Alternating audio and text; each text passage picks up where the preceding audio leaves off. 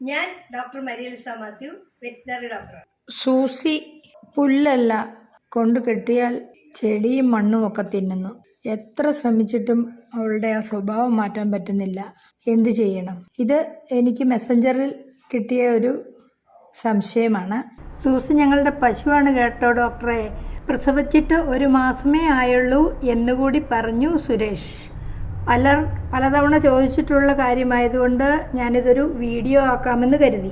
മനുഷ്യരടക്കം മൃഗങ്ങൾ ഭക്ഷണമല്ലാത്ത എന്ത് കഴിച്ചാലും അതിനെ പൈക്ക എന്ന് പറയുന്ന രോഗാവസ്ഥയായി കണക്കാക്കണം.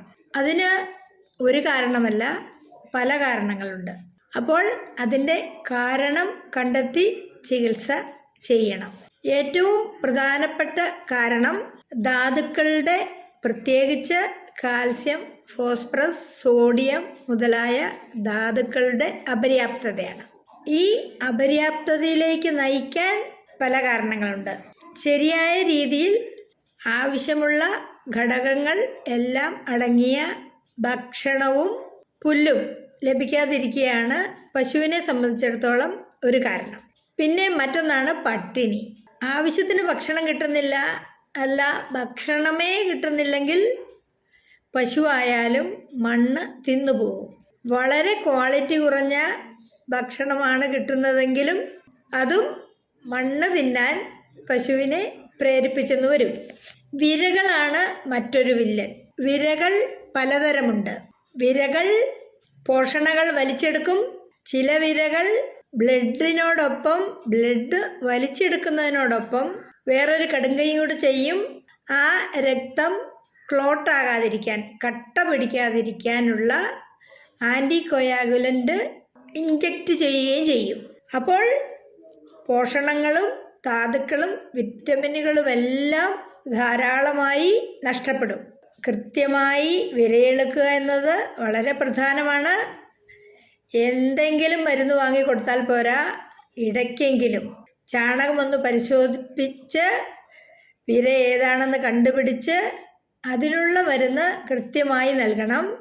മാത്രമല്ല, ഒന്ന് വിരയിളക്കിയാൽ 15 ദിവസം കഴിഞ്ഞ് ഒന്നുകൂടി വിരയിളക്കണം. മുട്ട വിരിഞ്ഞു വീഴുന്ന കുഞ്ഞു വിരകളെ കൂടി നശിപ്പിക്കാൻ. പിന്നെ കേൾക്കുമ്പോൾ തമാശയായി തോന്നാം, ബോറടിച്ചാലും പശു മണ്ണ് തിന്നാം. ഒന്നും ചെയ്യാത്ത അവസ്ഥയും സ്ട്രെസ്സും ഒരിടത്ത് തന്നെ ഒന്നും തിന്നാനില്ലാത്ത അവസ്ഥയിൽ കെട്ടി നിർത്തിയാലും പശു മണ്ണ് തിന്നാം. പിന്നെ മറ്റൊന്നാണ് ഇലക്ട്രോലൈറ്റ് ബാലൻസ് നഷ്ടപ്പെടുന്ന അവസ്ഥ. അത് പ്രത്യേകിച്ചും ചൂടുകാലത്ത് വിയർപ്പിലൂടെയും മൂത്രത്തിലൂടെയും ധാതുക്കൾ നഷ്ടപ്പെടും. അത് ധാതുലവണ മിശ്രിതം വഴി ശരീരത്തിൽ എത്തുന്നില്ലെങ്കിൽ അതും മണ്ണ് തിന്നാൻ പ്രേരിപ്പിക്കുന്ന ഒരു ഘടകമാണ്. ഇങ്ങനെയുള്ള ലക്ഷണം കാണിക്കുന്ന പശുക്കൾക്കോ നല്ല ക്വാളിറ്റിയുള്ള ഭക്ഷണം കൊടുക്കണം, വിരയിളക്കണം. അതിനോടൊപ്പം തന്നെ ധാതുലവണ മിശ്രിതം കൊടുക്കണം. മാത്രമല്ല, ഈ ചൂടിൻ്റെ പ്രശ്നങ്ങൾ, ചൂട് മൂലമുള്ള പ്രശ്നങ്ങൾ ഒഴിവാക്കുന്നതിന് സോഡാപ്പൊടി അഥവാ സോഡിയം ബൈകാർബണേറ്റ് 25 ഗ്രാം, അതായത് ഒരു തീപ്പെട്ടിക്കകത്ത് കൊള്ളുന്ന അത്രയും രാവിലെയും വൈകുന്നേരവും കുടിക്കുന്ന വെള്ളത്തിൽ കൊടുക്കുന്നത് വളരെ പ്രയോജനകരമാണ്.